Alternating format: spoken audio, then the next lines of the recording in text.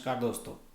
अब जिस समय की मैं आपसे ये वीडियो बना रहा हूँ उस समय बिहार में रिजल्ट डिक्लेयर नहीं हुए हैं और बिहार के चुनाव को लेकर जो परसेप्शन सामने आ रहा है वो परसेप्शन सामने यही आ रहा है कि इस बार एग्जिट पोल जो है वो गलत साबित हो रहे हैं, बहुत ज़्यादा गलत साबित हो रहे हैं। और साथ ही साथ एक सबसे बड़ी चीज़ ये निकल कर सामने आई है कि इन चुनावों के बाद जो बिहार में अभी रिजल्ट आने जा रहे हैं, इन चुनावों के बाद आने वाले समय में बिहार में अगर मुकाबला होगा तो वो लालू प्रसाद यादव की पार्टी और बीजेपी के सामने होगा, इन दोनों के बीचों बीच होगा। इसका रीज़न क्या है? इसका रीज़न ये है कि बीजेपी इस समय प्रदेश का सबसे बड़ा दल बनकर उभर रही है और आरजेडी के साथ लालू प्रसाद यादव की जो पार्टी है उसके साथ उसका एक दो तीन सीटों का डिफरेंस रह जा रहा है। कभी वो आगे निकल जा रही है, कभी वो आगे निकल जा रही है। लालू प्रसाद यादव की पार्टी के लिए ये ऑब्वियस है।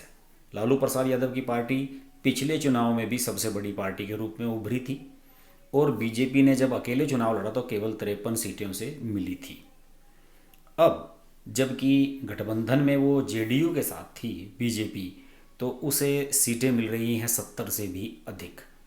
और जबकि उसने चुनाव लड़ा था 107 सीटों पर, अपने हिस्से की 11 सीटें उन्होंने मुकेश सहनी की पार्टी विकासशील इंसान पार्टी यानी कि वीआईपी पार्टी को दे दी थी।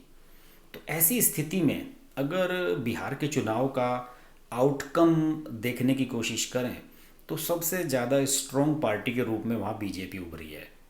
बीजेपी का वोट शेयर उतना नहीं बढ़ा है जितना कि लोकसभा चुनाव में था, लेकिन बीजेपी नंबर ऑफ सीट जीतने में ज़्यादा सफल रही है। इसके अलावा ये भी माना जा रहा है कि जो 40 के आसपास सीटें जनता दल यूनाइटेड की आ रही हैं यानी कि नीतीश कुमार की आ रही हैं, उनमें भी ज़्यादातर भूमिका बीजेपी के वोटर की रही है। और जनता दल का जो वोट बैंक है वो उतना स्ट्रांगली उभर कर सामने नहीं आया।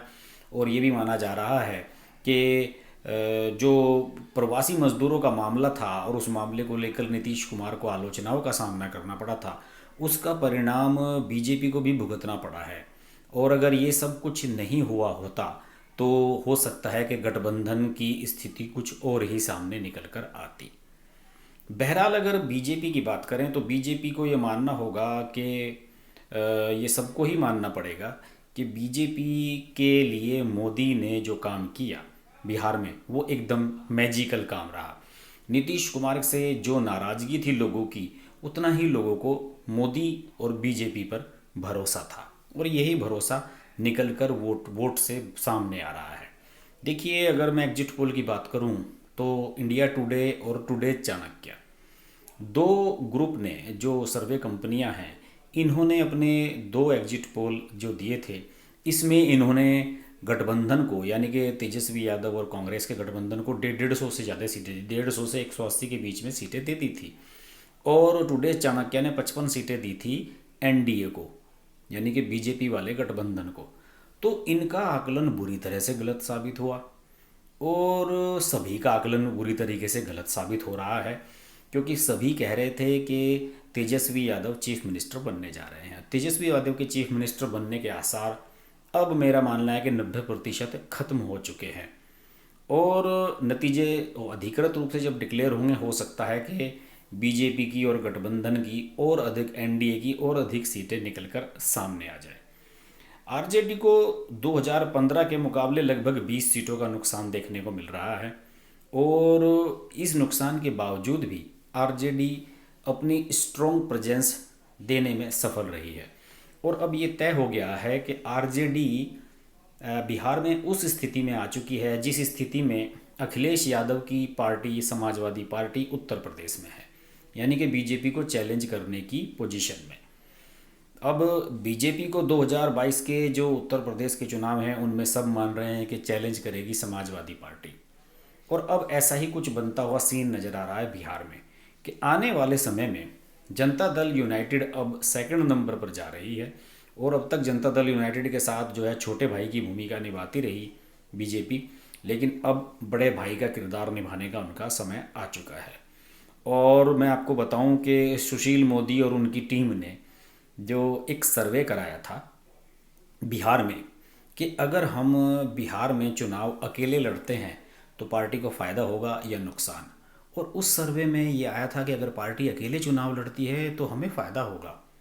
लेकिन नरेंद्र मोदी ने कहा कि नहीं, हमने लोकसभा चुनाव जनता दल यूनाइटेड के साथ मिलकर लड़ा है और चूंकि जनता दल यूनाइटेड हमारे एलाइज हैं इसलिए हम उनका साथ नहीं छोड़ सकते और हम हर हालत में नीतीश कुमार को चीफ मिनिस्टर बनाएंगे, भले ही उनकी सीट हमसे कम आए। और जबकि सीट बीजेपी से बहुत कम रह गई हैं जनता दल यूनाइटेड की।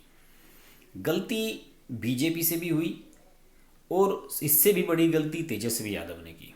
तेजस्वी यादव ने जो विकासशील इंसान पार्टी है मुकेश सहनी वाली, उसको अपने गठबंधन में ना लेकर बहुत बड़ी गलती की। मेरा मानना है कि भले ही वो अब बीजेपी के साथ वीआईपी मिलकर 4-5 सीटें जीत ले, लेकिन मुकेश सहनी ने, जो कि मल्लाह बिरादरी में अच्छी पहचान रखते हैं, मुकेश सहनी ने तेजस्वी यादव से सीटें मांगी थी लगभग 25 के आसपास। और उन्होंने कहा था कि अगर हमारी सीटें आती हैं ज़्यादा और सरकार बनती है तो डिप्टी सीएम हमारा बनना चाहिए। मुकेश सहनी खुद डिप्टी सीएम बनना चाहते थे।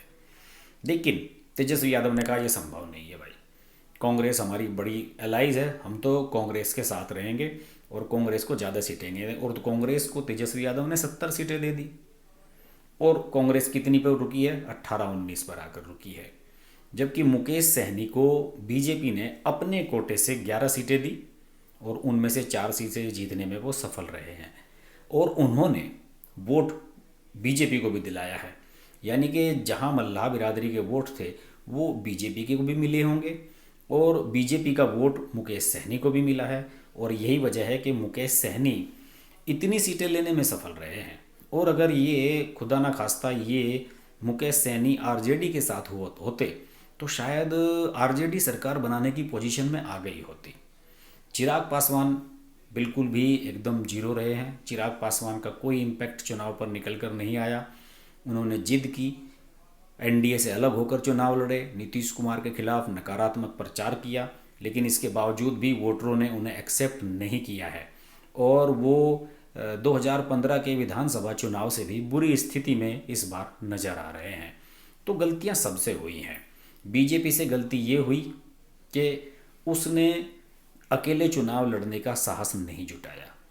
इसके अलावा दूसरी बड़ी गलती तेजस्वी यादव से हुई कि उन्होंने मुकेश सहनी को अपने गठबंधन में नहीं रखा और कांग्रेस को ज़रूरत से ज़्यादा सीटें दी। चिराग पासवान से बड़ी गलती ये हुई वो गठबंधन से अलग हो गए। पिछली बार उन्हें 41 सीटें मिली थी गठबंधन में, उनमें से वो 1 सीट जीते थे और अब की बार वो 100 से भी ज़्यादा सीटें मांग रहे थे। यानी कि वो जेडीयू से भी ज़्यादा सीटें मांग रहे थे। इतनी सीटें उन्हें कैसे दी जा सकती थी? अगर मेरा मानना है कि वो इस बार 25-30 सीटों पर लड़े होते तो हो सकता है कि 10-15 विधायक बनवाने में सफल रहे होते और आज सरकार का हिस्सा बन रहे होते, जो कि बीजेपी और नीतीश कुमार के नेतृत्व में शायद बनने जा रही है बिहार में। तो बहरहाल चुनाव राजनीति ये हर बार नए सबक देकर जाती हैं। अब बीजेपी को ये सोचना होगा कि आने वाले समय में क्या वो अकेले चुनाव लड़ सकती है बिहार में, और चिराग पासवान को ये सोचना होगा क्या वो अकेले चुनाव लड़ने की हिम्मत जुटा सकते हैं। तेजस्वी यादव को ये सोचना होगा कि कांग्रेस को के साथ जाना है या अन्य क्षेत्रीय दलों के साथ जाना है। गलतियां सबसे हुई हैं, लेकिन सबसे बड़ी गलती तेजस्वी यादव से हुई जो वो कांग्रेस को 70 सीटें दे बैठे। बहरहाल चुनाव हैं, चुनावों के बारे में, बिहार चुनाव के बारे में अभी बहुत वीडियो बनने हैं, हम बात करते रहेंगे। देखते रहिए हर्ष की बात लाइव। नमस्कार। अगर आपको हमारी वीडियो पसंद आई तो वीडियो को लाइक करें, चैनल को सब्सक्राइब करें और नोटिफिकेशंस के लिए बेल आइकन को प्रेस करें।